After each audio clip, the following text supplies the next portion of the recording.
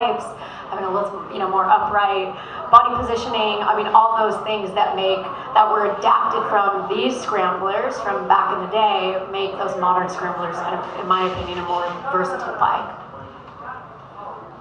John, earlier when we were speaking, you were talking about the wheels, and then you said, of course, Bud Eakins went over to Europe to do the ISDE with Steve McQueen and brought some new ideas. And what did you learn from from some of his experience in Europe racing in those races? If you look at old photos of Bud when he returned from Europe, when he rode a little bit of motocross and learned what he did, first of all, Bud brought back for the first time the 21-inch wheel. Everything up to that time was a 19 up-type. And he was one of the first ones to debut with a 21 and flatter lower handlebars with a crossbar. If you notice the two-piecer there of Hayden's, those are 1-inch handlebars. Most handlebars are 7/8. That was to stop a little bit of the flex, but no crossbar. The person I mentioned to earlier, Kenny Knudsen, you couldn't get the bar clamps tight enough. My dad would actually tack weld them to the clamps for him, and then the bars would bend. So that was one of the new things that Bud brought back was the 21-inch front wheel, the flatter handlebars, motocross style with a crossbar. He was also standing up quite a bit more. Everybody in the early era of desert racing, like I mentioned earlier, was sitting down and didn't get off their butt, which you've got suspension from the bike front and rear, and you have them also built into your body, your legs. And sure, you can sit there, but you eventually hit something sitting down, and then there's the magic catapult, and over you go. But Bud was quite one of the early innovators. There was a handful of people, Buck Smith included, but there was so much innovation, so much searching for trying to make them better, and no internet to go do research on, no catalogs to look through. It was after the races and looking at your blistered hands and your sore body and going, okay, this was a problem here this last race. How can we make this better?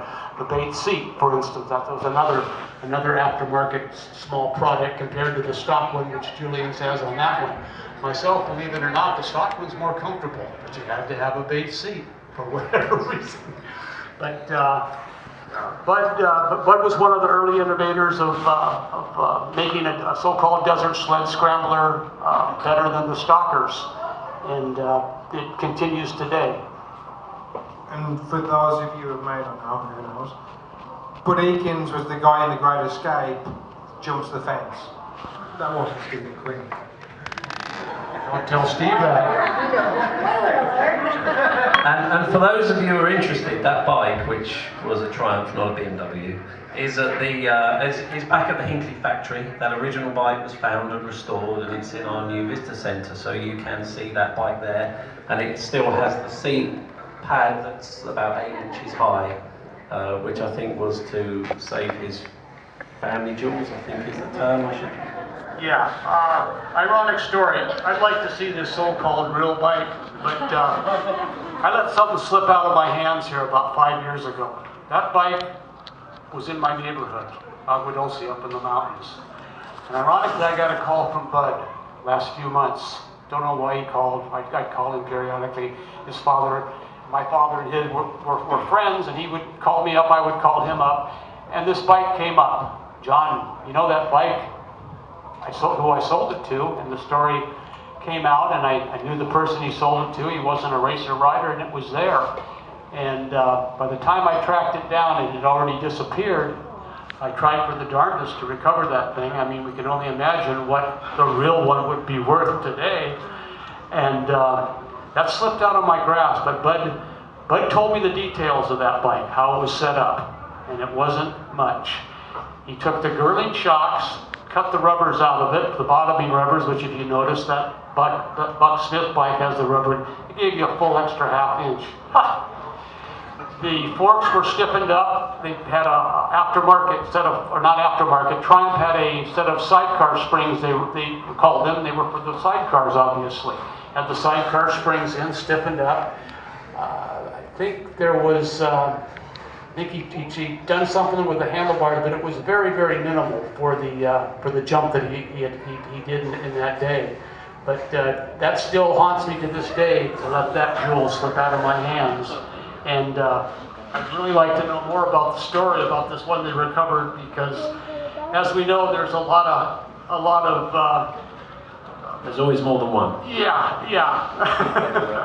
But it was right there in grasp, and then let it slip. So, maybe someone can answer why the scene is still so prevalent in South California, and and what happens here in terms of builders, modern builds, custom shops, still resonates around the rest of the world. Working for Triumph in the US, the UK are also pushing us to see what we're up to, and this is really driving modern culture. Why do you think that is here? Why is it so unique? Because you're in? I'll have a crack at that.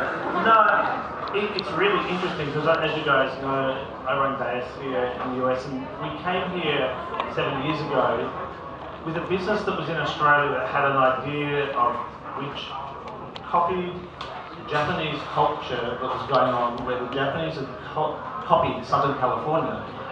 And so it was really weird because, in essence, we were bringing back a culture that started here, and it all goes back to the hot rod. And it's for all the environmental laws, for all of the wacky politicians that this country has. You can register friggin' anything. You can license anything. You can do what you want. It's actually really free, and that creates innovation. That creates someone on a market do 100 miles an hour. That creates all of these motorcycles, the innovation that went into this. And they're all street legal. And that's the thing that no one ever thinks. Like, John could go and get a title for both of those bikes tomorrow by putting your headlight and tail light on it. And that's the difference. Whereas you go to Germany or the UK or Australia, and you wouldn't be allowed to ride any of these bikes anywhere near a road. And so I think it's a cultural, in-ground, let's go fast, let's do something different culture that's here. And it's still today. And everyone that moves to California, even though it's expensive, and even though LA, traffic sucks, we'll read about it every day, we want to be here because of that. And that's in ground. You're not going to take it out of it. It's just how you participate in moving it forward. Yeah, I would definitely jump on Julian with that. I mean, I grew up 3 miles from the Triumph factory. Triumphs in England were not cool. Like, they just weren't. It was a guy in a 3-piece suit who wanted to pick apart the nut and bolt, and that's not correct for 1960. That's what you are. You are like that now. That's not a rubber arrow and bolt, and that bolt, the nut should be on the outside. Well, if you're going to do restoration, do it properly. But the point being, you come to California, these are bikes that are built in the worst town in the world. If you've ever been to Coventry or Birmingham, it's a shithole. But you bring them to California. We never race it. We don't have deserts in Birmingham. You bring them to California and you get the guys on them, like John, and the guys innovating and turning them into something really, really cool. When I was a kid, 12, 13, we used to go to the junkyard and we would crawl across Triumphs to get to a Honda because they were all the same price and it would run. And coming to California was about 20. All of a sudden you were like, oh, shit, that's pretty cool that it's from the same town as me.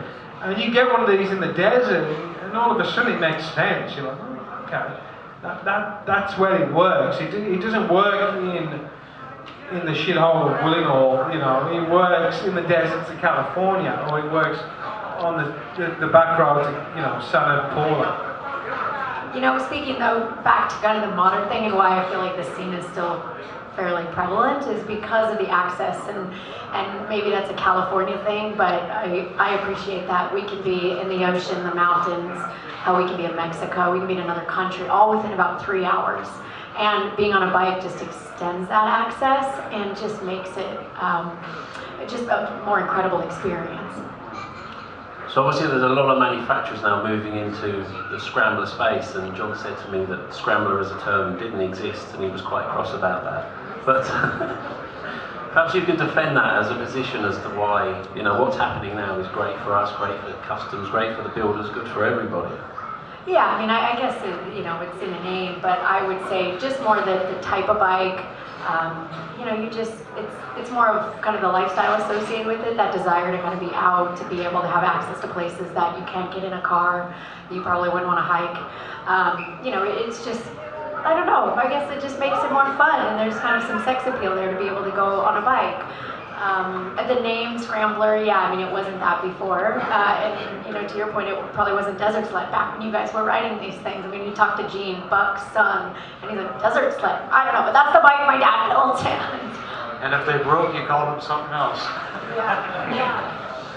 Though I feel like that's some of the charm too to some of the old bikes, and I'm partial to the old bikes, but that's because I have a crippled foot now from being taken out by a minivan and can't shift with my left foot. So to be able to be on one of these bikes with a right side shift and still be able to ride, they're a hell of a lot lighter than the modern ones. They go faster, in my opinion, sorry. And you can fix anything on them with a screwdriver, or in my case, a little lady blade, a pocket knife, And in fact, on this bike, we opened up the toolkit and it had, the 5 tools you need if you're stuck on the side of the road, and $1.10 wrapped up in a rag, because I'm sure that's what filled the tank for the extent of getting back out of the desert that it needed back then. So, to me, there's definitely some charm in that. You can't plug a laptop into it if you're stranded in the middle of the desert and reprogram all the emissions. Great, so at this point we're going to turn around and open it as a Q&A session. So if anybody has any questions they want to give to any panel members about anything you can think of, if it's a personal question and rude, all of these will be behind, and you can really get into the deep and dirty stories and tales. But if anyone has any questions, raise a hand and we'll... At the back?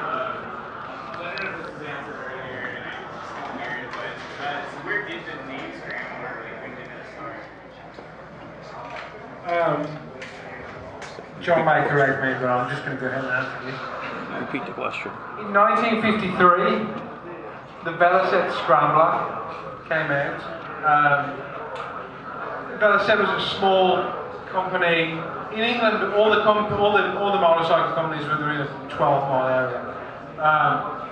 In 53, the Velocet Scrambler came out. It was the bike that won the Catalina GP in 54, 55. And it was so far ahead of anything at the time. It had air shocks in 1953.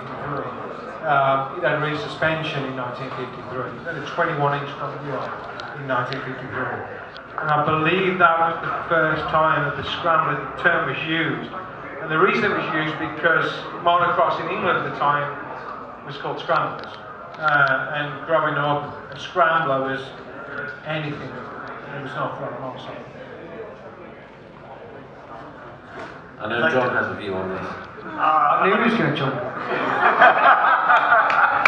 I'm not going to lie. No, it's something that comes with the times. I don't sell motorcycles. You can call it what you want as long as it sells, right? But we had, it was different. We had in the desert, there was hare scrambles, there was European scrambles, and it just meant what type of desert racing it was at that time. A hare scrambles was usually point to point. A European scrambles was maybe a clover leaf over the same thing, but that was the only scramble, not Scrambler. Scrambler came into my life in the 60s with Honda with a 305 Scrambler, or I think Denny's has a breakfast at. But and I noticed this reappear. Brand X came up with the V-twin Scrambler here a while back. It's kind of latched on. It just, it's like anything else. With age, you become kind of hardened with things and nomenclature and the way it's referred to, and I'll deal with it. Bravo. Yes, sir.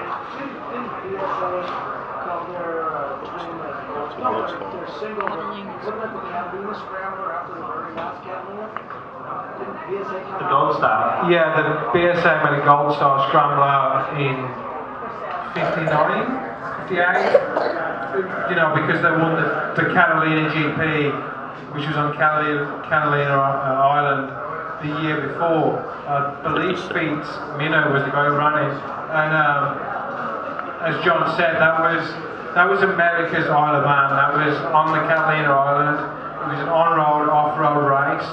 I think the lap was about 30 miles. And that ran from 53 to, I think the last one was in 57, 58. Yeah, that's correct. I'll mention on that briefly, my father raised every single one of those. My father raced every single Catalina Grand Prix there was. I went over there when I was 4 years old. I've got some photos of it in an album here that if anyone wants to see that, they're pretty interesting, the starting line photos of what the bikes and selection was going on. But that was, like Hayden mentioned, that could have been our Isle of Man. That was huge. Pavement, dirt, rode across the golf course, you name it. This bike right here, when they brought it back here 2010, when I heard they were going to have it open again, I jumped on it. And it kind of completed a family circle.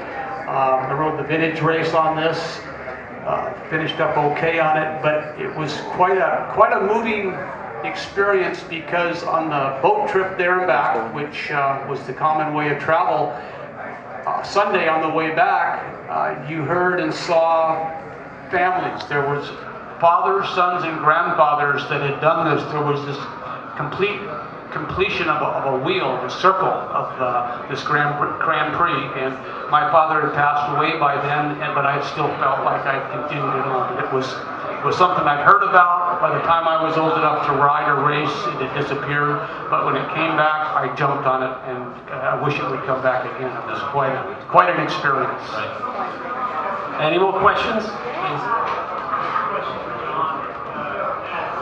Japanese and European bikes start to get more innovative now that are winter stuff.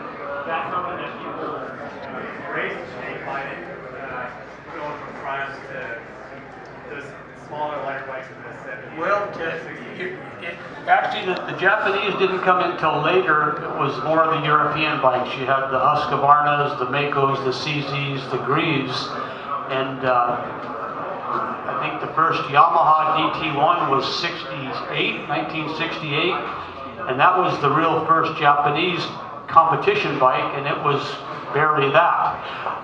And from there on, then all the Japanese brands jumped on board, and the European stuff is still strong today. I mean, look what KTM's doing.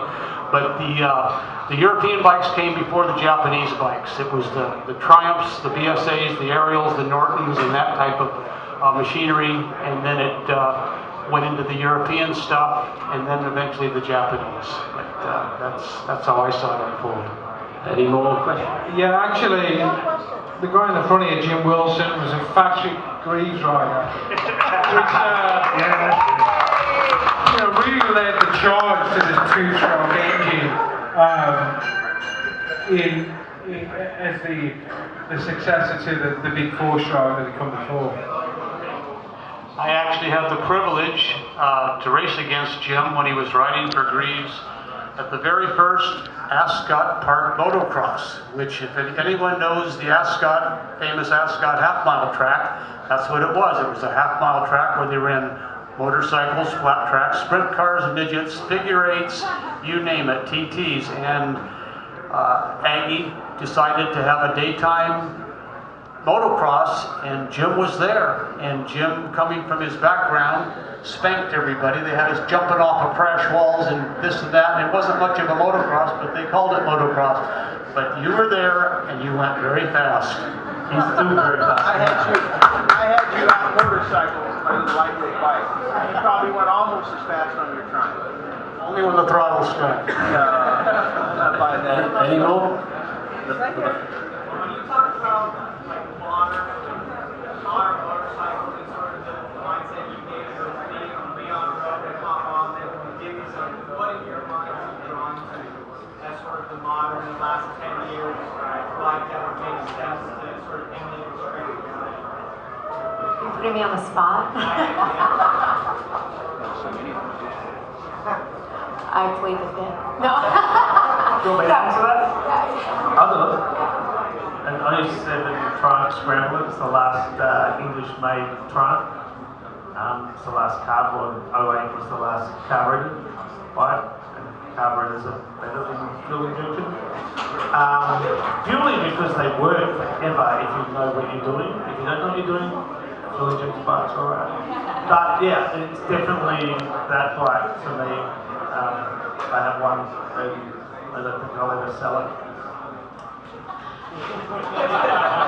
I'm just looking at my wife because she didn't want me to sell it. Yeah, no, I would say I had a similar and rode the hell out of that thing. I think the first year I had it, I put just over 20,000 miles on it. My commute to work is just under a mile, so at the time it was a pretty good bike indicating the amount of trips I was taking on it. And I love that thing. You don't want to go over 85 on it, you feel like you're going to blow off the back of it. I would say if we're sticking with the vein of the Scramblers, when I did first get on the BMW Scrambler, I was pretty impressed. I'm pretty short, I'm a 28-inch inseam, so to have the center of gravity be so much lower and balanced down below, it was nice, and without looking at your speedometer, you're going 100. Joy works for BMW. No, I don't. But I mean, I will say, there's just something nice because of how much time we have to spend on the highway to be able to put miles behind you with little effort. So that's really just the difference between the 1200 and the 865. I'm really excited to ride the new Triumph now, if I can figure out a way to shift it, that has the bigger motor, because I do think that it does make the difference for where we are. So the problem with most motorbikes today, and trying the testament to this, is they're so freaking good. These bikes, everyone had to know how to work on them. You cannot take any of these bikes anywhere unless you have half an ability to do something. A good friend of ours who went to BA Moto, they've done over 100,000 miles on a modern Triumph. And that's a lot of miles on a motorbike. And they've changed oil, done some valve jobs. And that's the problem, not just Triumph, with a lot of motorcycles that are very, very good. It doesn't matter what brand you get, they last. And to put that in perspective, I blew 2 motors up in 200 miles of Boston, the Baja. So I think that's a testament to what Triumph and all the manufacturers have done. But it also makes it way too easy. So you guys need to make some shittier motorbikes. So you put some challenge back into the commute, because it's way better when you're stuck on the 405 trying to get your bike started. No, it isn't. No, it isn't. Okay, so I think at this point what we'll do is we're going to allow the panel some time off so they can enjoy some of that tequila before you lot drink it all. I just want to take an opportunity to thank you all for coming, and also if you can give the panel a round of applause for sharing their knowledge and experience.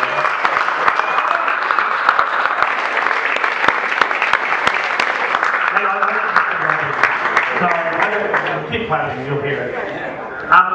We've been talking about motorbikes and desert sleds and racing, and Hayden and me enjoying the Mixing 1000 and Viet that was here, Kirby's he did as well.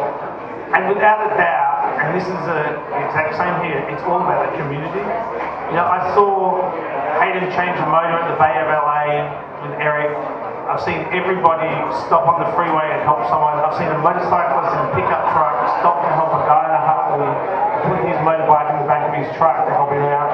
And that's what this is all about. And if you want to talk about why Scramblers are good, it's because it creates a community. And when you've got a community, then you have a thing to actually enjoy. And even back to when John was racing motorbikes, even though there was a lot of competition, I'm sure they helped each other. And then you've got, Mr. Baker here, who's at another level of current motorbike racing, and they're all still helping each other. They want to win on Saturday or Sunday when they race, but on Monday they'll talk and help each other out, and that's about building a community, which Aether and a lot of businesses are doing. So, thanks for coming. I'll stop talking now. No.